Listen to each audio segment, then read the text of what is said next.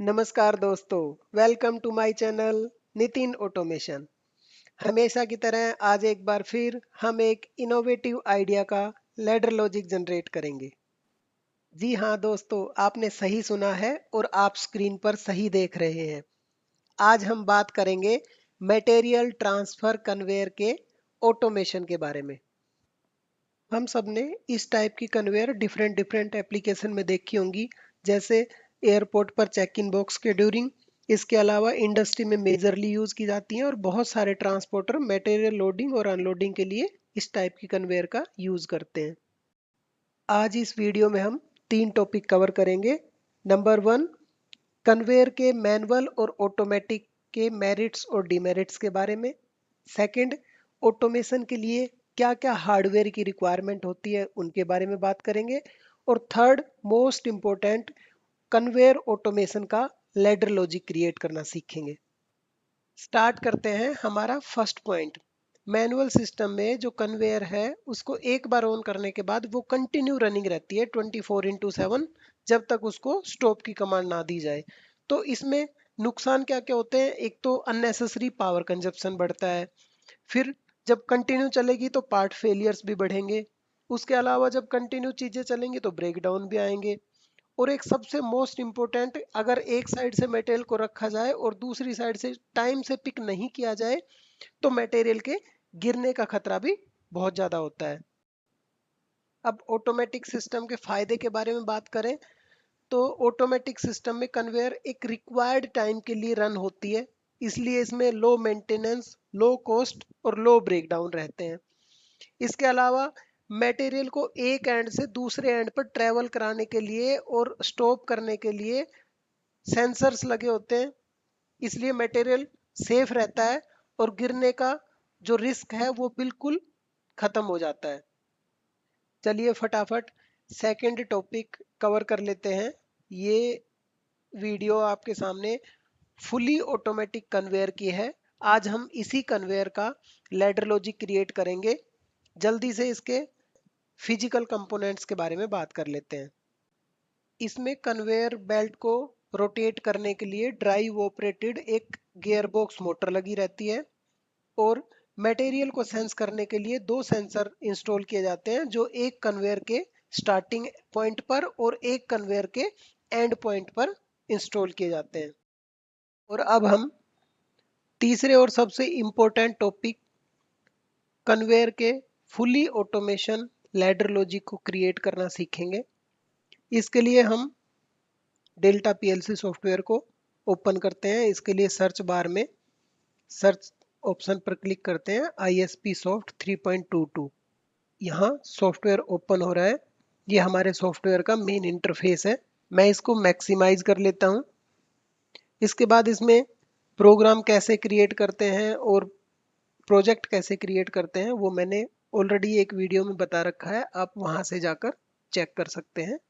मैं यहाँ पर थोड़ा फास्ट प्रोसेसिंग करूँगा ताकि वीडियो थोड़ा सा शॉर्ट बने और समझने में आसानी रहे।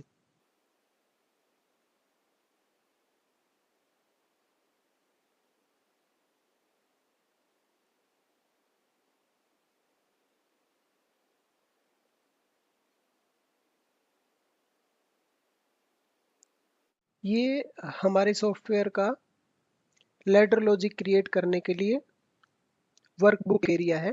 बहुत सारे प्रोग्रामर अपना अलग अलग स्टाइल यूज करते हैं, अलग अलग स्ट्रेटेजी यूज करते हैं, बट मैं सबसे पहले नेटवर्क में हमेशा कंट्रोल ऑन करता हूँ। सो कंट्रोल ऑन करने के लिए मैं इसको एड्रेस करता हूँ, कंट्रोल ऑन, एंटर कर देता हूँ। अब यहाँ पर ऑटोमेशन के रिक्वायरमेंट के हिसाब से लैडर लॉजिक क्रिएट करेंगे। उसके लिए टाइटल बार से एलिमेंट सेलेक्ट करेंगे और नेटवर्क में ऐड करते रहेंगे। जैसे मेरे को सबसे पहले मेरा कंट्रोल कब ऑन होना चाहिए? जब मेरे को मैं स्टार्ट बटन पुश करूं तब मेरा कंट्रोल ऑन होना चाहिए। स्टार्ट बटन के लिए यहाँ NO ऐड करेंगे, इसको एड्रेस करेंगे X1, इसको कमेंट करेंगे स्टार्ट पुश बटन PB कर देंगे। इसके बाद मेरा कंट्रोल कब ऑफ होना चाहिए? जब मैं एक स्टॉप पुश बटन पुश करूं, तब मेरा कंट्रोल ऑफ होना चाहिए। यहाँ पर मैं ऐड करूंगा, इसको एड्रेस करूंगा x2 और कमेंट करूंगा stop push button, stop PB button, enter कर देंगे। हमें पता है स्टार्ट पुश बटन हमेशा NO होता है, बट स्टॉप पुश बटन हमेशा NC होता है। इसको NC में कन्वर्ट करने के लिए सेंटर में डबल क्लिक करेंगे और नॉर्मली क्लोज पर क्लिक कर देंगे, ये NC हो गया। जब स्टार्ट बटन को पुश करूं, स्टॉप बटन ऑलरेडी NC में है, तो मेरा आउटपुट ऑन हो जाना चाहिए। यहाँ पे एक आउटपुट ऐड करते हैं और आउटपुट को एड्रेस करते हैं Y1। Y1 को कमेंट करता हूं कंट्रोल ऑन, एंटर कर देते हैं। अब जब मैं स्टार्ट बटन को पुश करूंगा, स्टॉप बटन NC है, मेरा कंट्रोल ऑन हो गया, लेकिन जैसे ही मैं स्टार्ट बटन को रिलीज करूंगा तो मेरा कंट्रोल ऑफ हो जाएगा। बट मेरे को कंट्रोल ऑन को कंटिन्यू ऑन रखना है तब तक कि मेरा पूरा प्रोग्राम एग्जीक्यूट हो।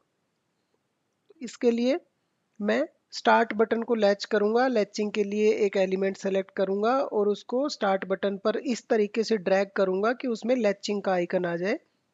जब लैचिंग का आइकन आ जाएगा तो क्लिक कर देंगे, ये लैच हो गया। इस लैचिंग को वही एड्रेस देंगे जो हमने कंट्रोल ऑन को एड्रेस दिया है, मींस Y1। एंटर करेंगे, एंटर करते ही कमेंट खुद ब खुद आ गया है कंट्रोल ऑन। ये नेटवर्क 1 मेरा कंट्रोल ऑन के लिए रेस्पॉन्सिबल है।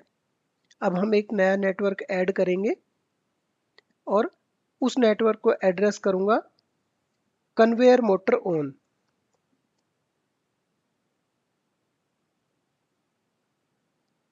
ऑन एंटर करेंगे।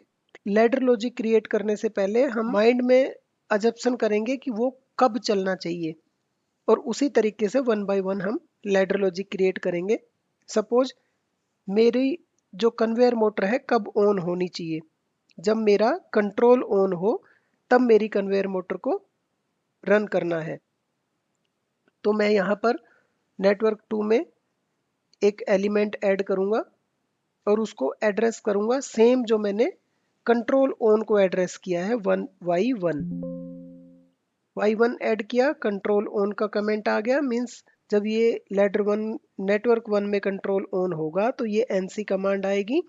और इसके बाद भी मेरी कन्वेयर कब ऑन होनी चाहिए? जब मेरी कन्वेयर पर लगा हुआ स्टार्टिंग सेंसर एक्टिवेट हो। ऑटोमेशन में कन्वेयर पे मैंने पहले ही बताया, दो सेंसर इंस्टॉल होते हैं, एक कन्वेयर के स्टार्टिंग एंड पर, एक कन्वेयर के एंडिंग एंड पर। सो जब मेरा स्टार्टिंग एंड का सेंसर एक्टिवेट हो तब मेरी कन्वेयर ऑन होनी चाहिए। उसके लिए मैं एक और एलिमेंट यहाँ पर ऐड करूंगा और उसको एड्रेस करूंगा X3 और इसको कमेंट करूंगा स्टार्ट सेंसर, एंटर कर दूंगा। अब जब मेरा स्टार्टिंग सेंसर एक्टिवेट हो तो मेरी कन्वेयर मोटर ऑन हो। अब मैं आउटपुट ऐड करता हूं और यहाँ आउटपुट को एड्रेस करता हूं Y2 और इसको कमेंट करता हूं कन्वेयर मोटर। अब देखिए, जब मेरा कंट्रोल ऑन है, मेरे स्टार्टिंग सेंसर के सामने कोई ऑब्जेक्ट रखा हुआ है, मींस स्टार्टिंग सेंसर एक्टिवेट है, तो मेरी कन्वेयर मोटर ऑन हो जाएगी। लेकिन ध्यान देने के लिए एक चीज यहाँ पर यह है कि जब मेरी कन्वेयर के ऊपर मटेरियल है स्टार्टिंग सेंसर के सामने, और कन्वेयर जैसे ही मूव होना स्टार्ट करेगी तो वो मटेरियल भी साथ साथ मूव करेगा। तो जैसे ही वो मटेरियल स्टार्टिंग सेंसर से दूर होगा, उसके सामने से हटेगा, तो मेरा स्टार्टिंग सेंसर दोबारा से NO हो जाएगा और मेरी कन्वेयर मोटर बंद हो जाएगी। Means material starting to end तक ट्रांसफर नहीं होगा। उसको ट्रांसफर करने के लिए मुझे क्या करना पड़ेगा कि जो मेरा स्टार्टिंग सेंसर है इसको मैं लैच करा दूंगा। लैच करने के लिए मैं X3 के सेंटर में क्लिक करूंगा, एलिमेंट सेलेक्ट करूंगा टाइटल बार से और इसको X3 पर ऐसे ड्रैग करूंगा जब तक कि लैचिंग का ऑप्शन ना आ जाए। लैचिंग का ऑप्शन आने के बाद क्लिक करूंगा, इसको एड्रेस करेंगे, इसको सेम एड्रेस करेंगे जो कन्वेयर मोटर का एड्रेस है, मींस Y2। एंटर करेंगे, एंटर करते ही कमेंट ऑटोमेटिकली आ गया है। अब इस कंट्रोलिंग में क्या होगा, मेरा कंट्रोल ऑन है, सेंसर के सामने कोई भी ऑब्जेक्ट आया, सेंसर एक्टिवेट हुआ, उसके बाद उसने कन्वेयर मोटर को कमांड दे दी। अब कन्वेयर मोटर लैचिंग के थ्रू कंटिन्यू ऑन रहेगी।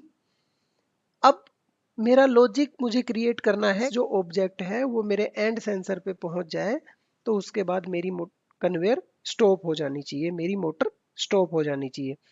सो उसको कंट्रोल करने के लिए यहां पर एक एलिमेंट ऐड करूंगा,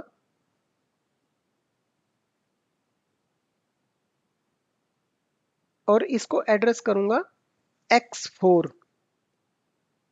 इसको कमेंट करते हैं एंड सेंसर।